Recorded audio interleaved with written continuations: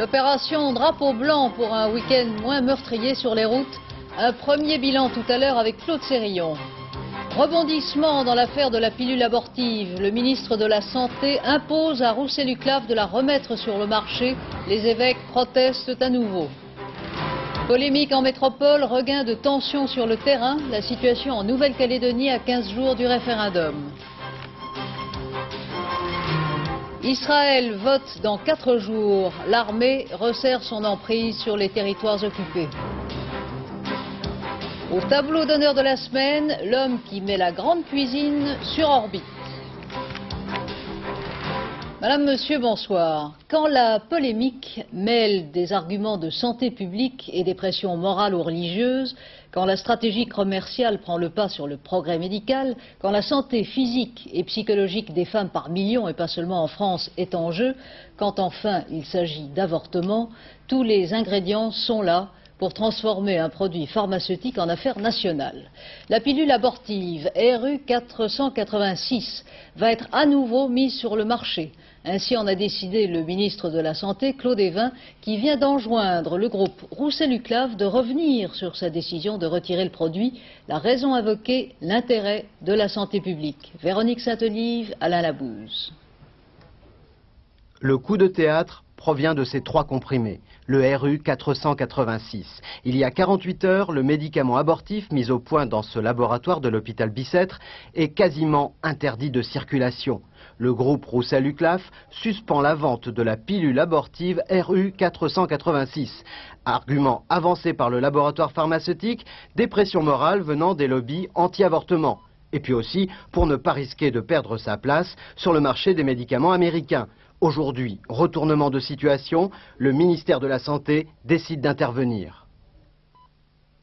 J'ai considéré qu'à partir du moment où ce progrès existait pour les femmes de notre pays, je dirais presque moralement, le produit était devenu quasiment moralement propriété des femmes.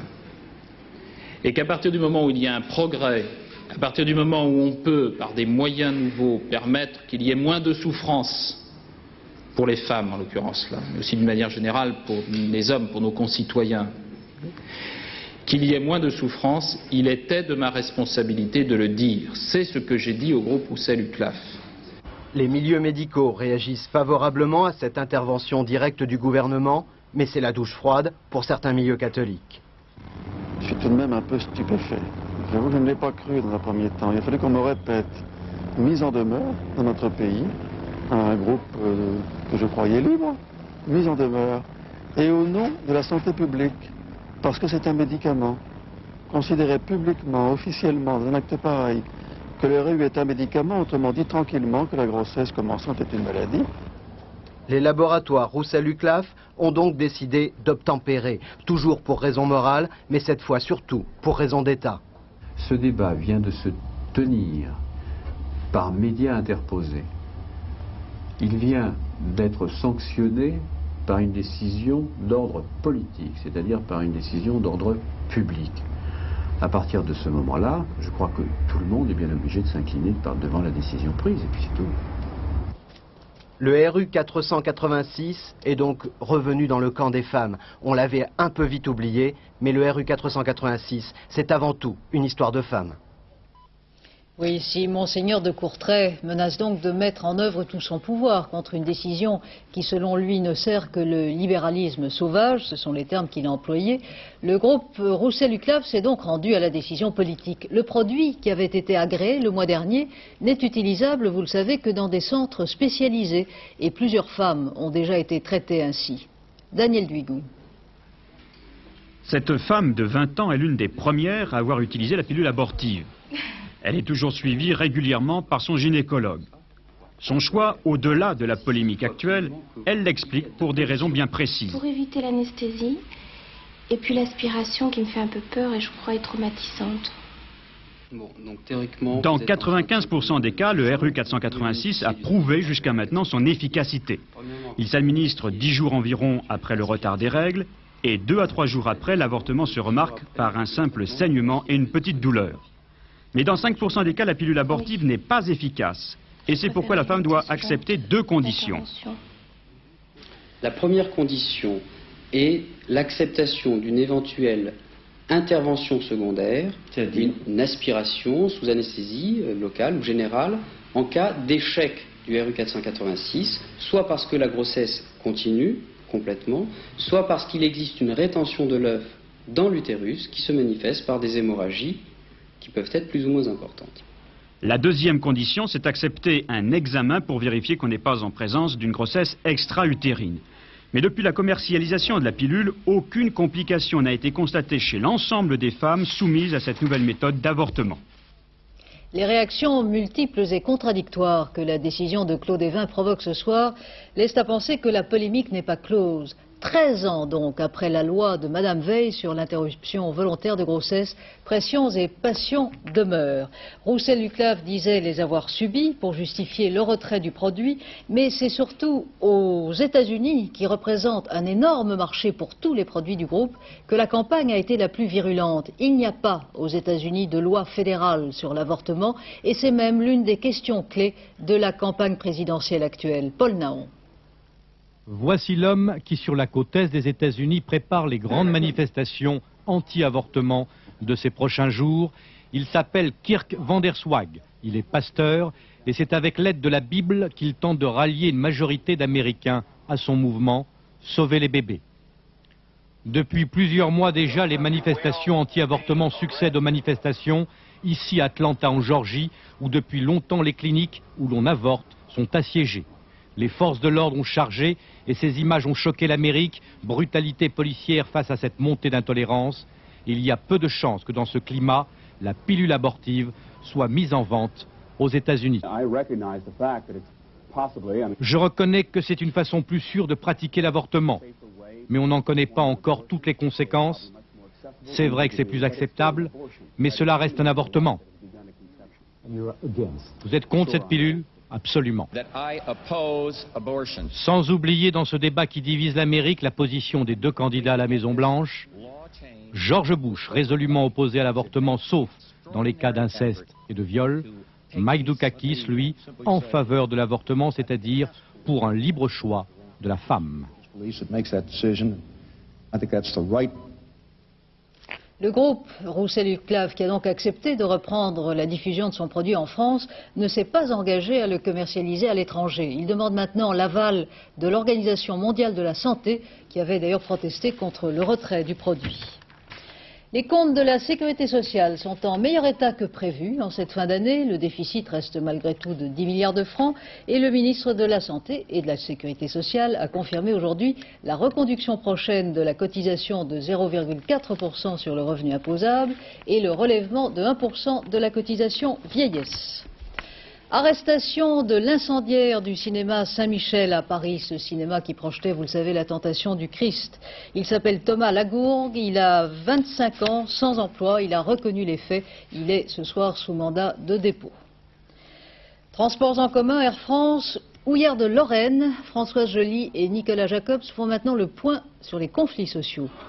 D'abord, cette réaction de mauvaise humeur cet après-midi. Mais les mineurs lorrains ont fini par accepter de suspendre la grève jusqu'à mercredi prochain. Après plus de 2 heures de négociations avec la direction, ils ont obtenu 50 francs de plus par mois. Ils en demandaient 450. Métro et bus à l'arrêt à Lyon aujourd'hui et pour le 3e jour consécutif, grève totale des transports en commun. Les conducteurs ont refusé l'augmentation de 3% des salaires proposés par la direction. Ce soir, les syndicats ont appelé à la poursuite du mouvement. Des manifestants sur les pistes d'Orly, c'était ce matin. Les mécaniciens au sol d'Air France sont en grève depuis plus d'une semaine. Ils demandent 1500 francs de plus et l'embauche de personnel supplémentaire. 6 avions sont immobilisés, mais sans conséquence pour les voyageurs. Et la grève se poursuit au centre de tri postal de Lille. Les Aisnes et plusieurs entreprises sont en difficulté dans le Nord. La concertation au sein de l'audiovisuel public, après les employeurs hier, Madame Tasca a reçu aujourd'hui les syndicats. La négociation salariale dans la fonction publique reprendra le 8 novembre prochain. La CGT maintient son projet d'une journée nationale d'action autour de cette date. Et de son côté, André Bergeron prédit au gouvernement de nouveaux conflits sociaux dans la fonction publique et les entreprises nationalisées si les concessions ne sont pas faites. À l'Assemblée nationale, après celui de la justice, un deuxième budget recalé par les députés. L'examen du budget des anciens combattants est reporté. Pour la première fois depuis leur duel électoral de mai dernier, François Mitterrand et Jacques Chirac se sont rencontrés aujourd'hui. Une poignée de main purement protocolaire, vous venez de le voir, le chef de l'État inaugurait un monument à Paris à la mémoire de Bertie Albrecht, la grande résistante qui anima avec Henri Freinet le mouvement Combat. Pluie d'épithètes et de petites phrases, meetings et polémiques, la campagne pour le référendum du 6 novembre s'accélère en métropole. Sur le terrain, en Nouvelle-Calédonie, le climat se raidit à l'approche du scrutin. Dominique Thiers et Dominique Merlin ont plongé en brousse en plein milieu caldoche. Le regard tourné vers ce qui serait bientôt la ligne de partage entre les provinces nord et sud. Un ruisseau au milieu des arbres, le Krikamic. Sur ses rives, quelques éleveurs qui deviendront électeurs dans l'une ou l'autre des provinces. Celle du Nord, à majorité mélanésienne et indépendantiste, celle du Sud, essentiellement blanche et anti-indépendantiste. Bernard Gossuin serait, lui, dans le futur découpage, rattaché à la province Nord. Mais cela ne l'inquiète pas, au contraire. Je veux rester solidaire de mes amis, de ma famille, qui sont dans le Nord, qui ont besoin de la solidarité. Et si on veut rester en Calédonie, si on veut rester français, si on veut que la Calédonie reste française, il faut qu'on reste solidaires les uns des autres. Et moi, ça me fait rien, au contraire, je suis content d'être dans le Nord. Des petits broussards, le couple Gossuin. Ils ont à peine le nécessaire. Pas d'eau courante, pas d'électricité depuis 20 ans. Ils ont vécu bien des mésaventures. Depuis 84, expulsion, bétail abattu, coups de fusil. Les accords de Matignon, pour eux, c'est une lueur d'espoir. Mais pour le référendum du 6 novembre prochain, ils sont bien indécis. Jacques Lafleur a fait quelque chose, a fait un grand geste. Moi-même, je l'ai toujours prôné, puisqu'on est né avec les Mélanésiens. On a tout donné, on a toujours été bon, trop bon même. Je dirais presque même trop bon, parce qu'ils n'ont pas eu de reconnaissance pour nous. J'ai des doutes sur la sincérité de M. Tjibaou et du FNLKS. Alors, voter oui, c'est vraiment leur donner toute ma confiance, alors que je suis persuadé qu'ils vont qu'on nous faire au ballot. Et m'abstenir, je voudrais pas porter du tort à Jacques Lafleur. Ah, je sais pas. Si je vais, peut-être que je voterai oui. Je voterai oui. Si je vais voter, je voterai oui. Sinon, je m'abstiendrai. Mais je n'irai pas pour voter non. Sinon, je m'abstiendrai. Parce qu'en m'abstenant, je suis pas contre. Puis j'ai pas l'habitude de me dérober de mes responsabilités. Mais ce qui me fait peur, c'est le FNLKS. C'est tout. J'ai pas confiance. J'ai subi trop 2 fois et j'ai pas confiance. Ils sont nombreux ici à ne pas trop y croire. Tiraillés de plus entre les consignes d'abstention du RPR et celles de sa filiale locale, le RPCR, qui prône le oui. Jean Delouvrier a fait son choix par pragmatisme. Lui aussi a des raisons d'être inquiet. C'était sa maison, incendiée, il y a quelques mois. Nous, Calédoniens, nous n'avons pas le droit, même si on appartient au RPCR, on n'a pas le droit, nous, moralement, on n'a pas le droit de suivre l'attitude du RPR, par exemple. Pourquoi? Parce que le RPR a pris ses décisions sur des raisons politiques, mais nous, il y a autre chose qui passe avant ces questions politiques. C'est-à-dire c'est la paix, la sécurité, la tranquillité dans notre territoire. La paix, la tranquillité retrouvée, c'est l'argument des partisans du oui au référendum. Sur les bords du Krikamic, comme partout ailleurs sur le territoire, l'argument pourrait être démonté au moindre dérapage. 62% des Français n'ont pas l'intention d'aller voter le 6 novembre. D'après le sondage Sofres que publiera demain le Figaro, le taux d'abstention, 38%, aurait donc baissé d'1 point par rapport au précédent sondage Sofres Nouvel Observateur. En Corse, le climat politique est à la décrispation. Le ministre de l'Éducation nationale, Lionel Jospin, qui vient de passer 2 jours dans l'île, a annoncé diverses mesures qui répondent aux aspirations culturelles des Corses. Généralisation de l'étude de leur langue à tous les niveaux du système scolaire et création dès 90 d'un CAPES de Corse. Le ministre a cependant refusé que tous les emplois d'enseignants soient réservés à des insulaires. Le renforcement de l'identité corse qui tient au cœur de l'île, Chantal Kimerlin l'a vérifié à l'université de Corté, créée en 81.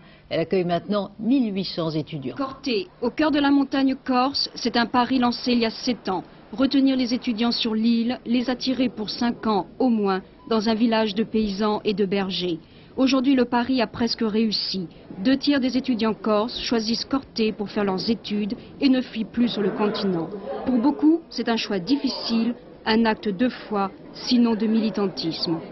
Il faudrait la mise en place d'une politique par le gouvernement qui permette justement une valorisation de l'université de Corté, qu'on cesse de considérer ça comme une université un peu folklorique, comme quelque chose qui a été donné comme ça aux Corses pour leur faire plaisir. Beaucoup reste à faire. L'université n'est pas adaptée à l'île et à ses futurs besoins économiques. Mais l'île, elle non plus, n'est pas prête à recevoir et à faire travailler des jeunes de plus en plus diplômés. Aujourd'hui sur le campus, on préfère taire les luttes politiques et obéir à la loi du silence, car les étudiants de Corté restent toujours des Corses déterminés. Nous sommes peut-être à un tournant de notre histoire, de l'histoire de la Corse, de l'histoire de l'université. Il ne faut pas que nous le rations. On va le négocier au mieux. Et si le négocier, c'est discuter avec M. Jospin, discuter avec beaucoup de gens qui y a sur cette terre, nous sommes prêts. Parce que l'ouverture, nous sommes les premiers responsables de cette ouverture. C'est quand même le mouvement nationaliste qui a prôné l'ouverture. La trêve des attentats a été décrétée par le mouvement nationaliste. Les discours politiques, c'est le mouvement nationaliste qui les fait. La motion sur le peuple corse, c'est l'événement du mouvement nationaliste. Donc nous sommes conscients que s'il faut créer, nous sommes là pour créer. Nationalisme dans le dialogue et la sérénité. Aujourd'hui, Corté n'est plus un campus à haut risque. Il a choisi sa voie, celle de l'attente et de la confiance. Rafle policière en Allemagne fédérale dans les milieux palestiniens. 14 personnes ont été interpellées, 4 ont été arrêtées pour préparation d'attentats. Et un important arsenal a été saisi. Il s'agirait de partisans d'Ahmed Jebril, basé à Damas. En Israël, c'est une vingtaine de journalistes et de syndicalistes palestiniens qui ont été arrêtés aujourd'hui à Jérusalem-Est et en Cisjordanie. Les élections israéliennes ont lieu dans 4 jours et l'armée investit plus énergiquement les territoires occupés. Sur place, Martine Laroche-Joubert, Gilbert Usan. Pour le premier mort du camp de Farah en Cisjordanie depuis le début du soulèvement palestinien, une manifestation à sa mémoire. 17 ans, tué d'une balle en plastique la semaine dernière et déjà enterré clandestinement. Les slogans « Dans la mort et dans le sang, on vaincra ». L'unique espoir de victoire qui les fait avancer, même si certains suivent de loin les élections israéliennes. Quelques Arabes préfèrent Shimon Peres parce qu'ils souhaitent une conférence internationale pour la paix.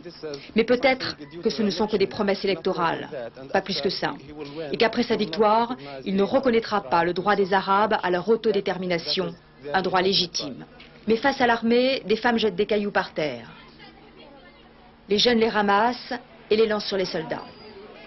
La riposte suit instantanément, ils balancent des grenades lacrymogènes. Certains Palestiniens tiennent des cocktails Molotov, une arme qui permet aux soldats d'user du droit de légitime défense. Mais il n'y aura pas de blessés aujourd'hui. Nous remarquons cependant que les femmes et les enfants sont en première ligne.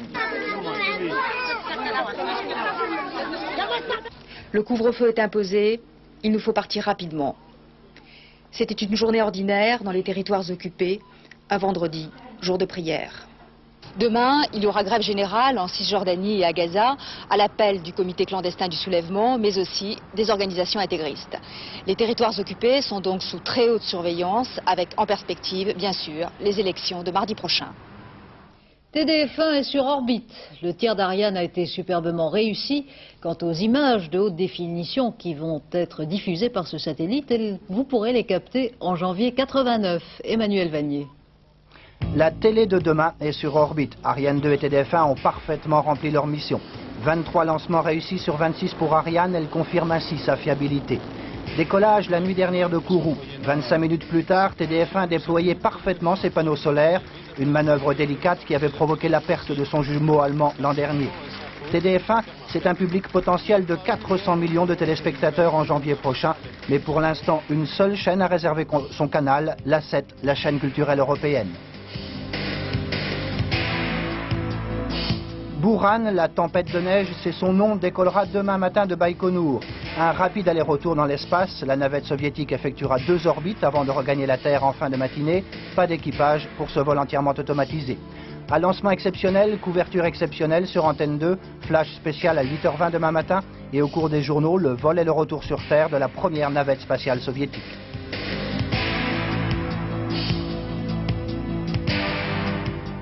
« 37 morts dans un avion ATR-42, c'était il y a un an, près de Milan.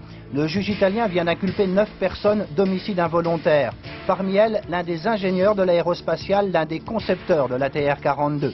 Le juge a estimé que le système antiglace de cet appareil était inadapté. C'est l'accumulation de givre qui aurait provoqué sa chute. Cette inculpation et cette accusation sont en quelque sorte une remise en cause de la fiabilité de cet avion franco-italien déjà vendu à plus de 200 exemplaires.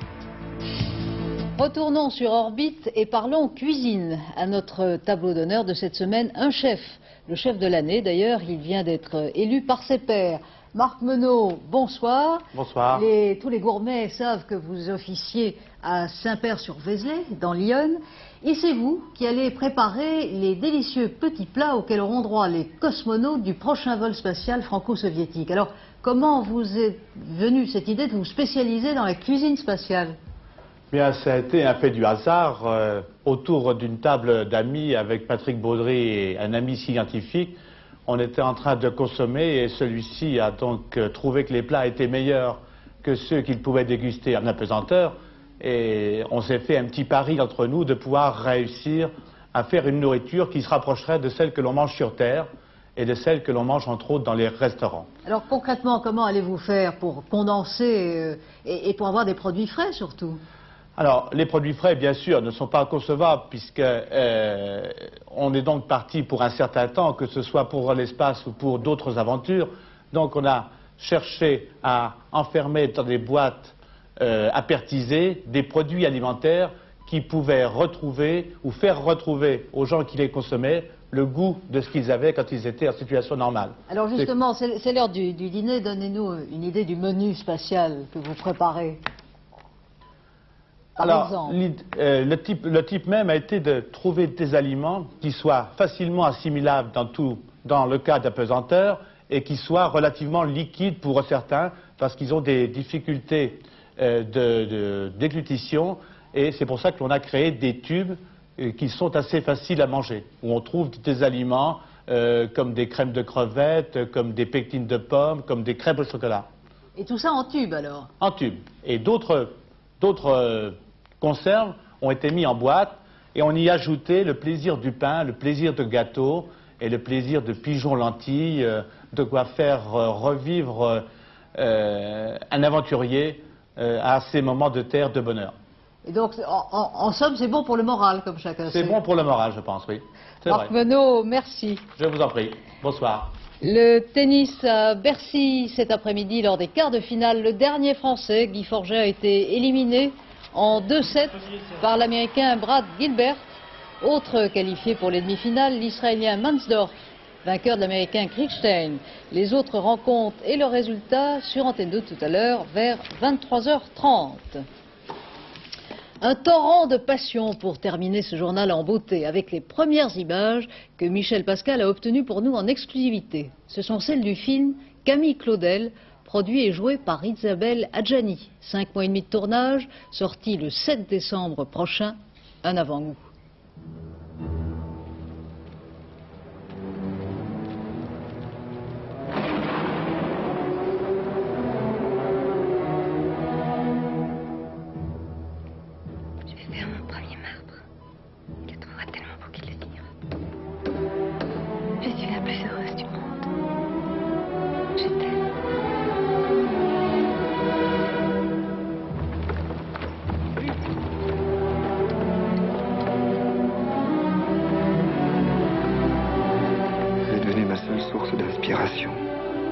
Qu'est-ce qu'elle a que je n'ai pas, moi, Rodin?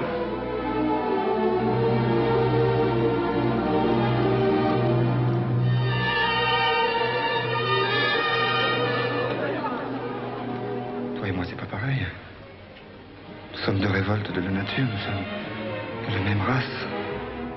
Je suis Camille Claudel, et si vous l'ignorez, je saurais vous l'apprendre. Quel orgueil! Là où elle est violente, ce n'est que parce qu'elle est passionnée. Ma sœur est un mystère en pleine lumière. Mademoiselle Claudel, l'élève de Rodin, Mademoiselle Claudel fait du Rodin, Mademoiselle Claudel ramasse les miettes du maître pour les fourrer ensuite dans sa sculpture. laisser dire.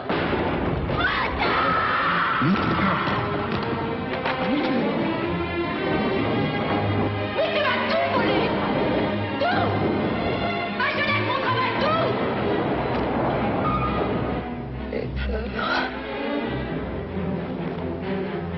J'ai peur. J'ai peur. Isabelle Adjani, et dans le rôle de Rodin, vous avez reconnu bien sûr Gérard Depardieu. Le long week-end de la Toussaint commence ce soir pour beaucoup d'entre vous. 5,5 millions de Français sont attendus sur les routes et beaucoup de drapeaux blancs, j'espère, pour signaler votre participation à notre opération sécurité routière qui va donc durer jusqu'à mardi prochain. Alors Claude Sérillon, y a-t-il déjà un premier bilan depuis tout à l'heure? Oui Christine, on peut faire une première comptabilité. Je vais me déplacer, je vais être près d'un compteur. En 1983, c'était la même configuration, c'était une même Toussaint qui tombait un mardi, aussi long, à peu près le même temps, le même nombre de personnes qu'on attendait sur les routes. En 83, il y avait eu 189 accidents corporels au bout de 3 heures. Cette comptabilité que je vous propose, c'est au bout de 3 heures. Voilà la comparaison. 189 accidents en 83, 142 cette année, c'est déjà beaucoup. 11 tués en 83, 6 morts en 88, c'est beaucoup trop. Et les blessés, 292, 165, c'est un petit peu moins, effectivement, c'est légèrement encourageant. Je dirais que si je voulais employer un vocabulaire électoral, c'est un frémissement, mais on est très très loin du compte. Évidemment, au bout de 3 heures, il y a déjà beaucoup trop de tués, beaucoup trop de blessés. Et puis, le nombre de porteurs de drapeaux blancs, avant de rappeler le nombre de vies sauvées, le nombre de porteurs de drapeaux blancs, c'est pas très très très encourageant, il faut bien reconnaître. On est à 6% de porteurs de drapeaux blancs, c'est très léger. Bon, c'est vrai qu'on a commencé, qu'on a tenté de vous sensibiliser, vous qui prenez la route à partir de ce soir jusqu'à mercredi, porter un drapeau blanc, à nouer un chiffon blanc. Bon, on n'a pas encore complètement réussi, on a pour ça 2, 3, 4 jours pour le faire. Voilà le nombre de vies sauvées ce soir, nous sommes à 5 vies sauvées, c'est très peu. C'est très peu et il faut faire évidemment beaucoup plus. Alors s'il vous plaît, rejoignez-nous pour cette opération drapeau blanc. Je reprendrai un slogan et Christine, vous êtes comme moi, on va faire le geste de nouer un chiffon blanc à l'antenne de notre voiture.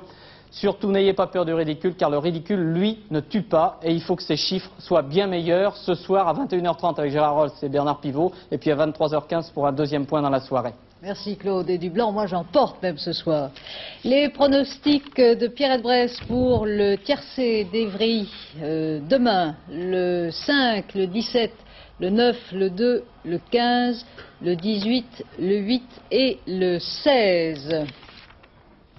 Henri Sagnier vous présentera notre dernier journal en direct de Lille tout à l'heure, puisqu'il participe lui aussi à l'opération en drapeau blanc, bien sûr. Tout à l'heure, Sophie Davant va vous parler du temps de demain et du temps pour ce week-end et peut-être pour le très long pont de la Toussaint. Demain, les rendez-vous de l'information avec Daniel Bilalian, Philippe Gassot et bien sûr Bernard Rapp. Très bonne soirée, bon week-end, à la semaine prochaine.